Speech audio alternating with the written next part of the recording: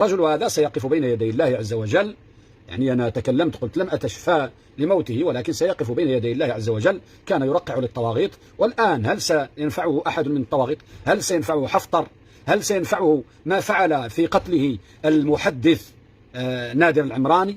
هل سيفعل العلامة ربيع المدخلي؟ وربيع المدخلي لا يكاد يبين، سموه علامة وما يكتبه هو بنفسه، والذي يكتب له فضحه عدة مرات. ربيع المدخلي أعرفه جيدا وجالسته وناقشته، الرجل لا دين لا علم لا أخلاق. من يحيى الحجوري طلب منه أن يساعد المخابرات بالأموال فرفض، وفضحه الشريط على النت.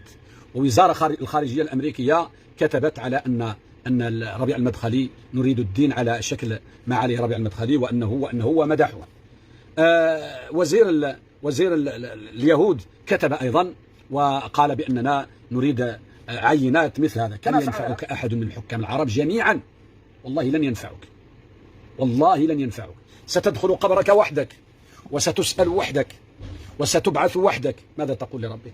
وأنتم كان عندكم من هديكم الوشاية. كل من خالفهم من المجاهدين ومن العلماء فهو خارجي إخواني. لعنة الله على الظالمين وعلى من يدافع على الظالمين.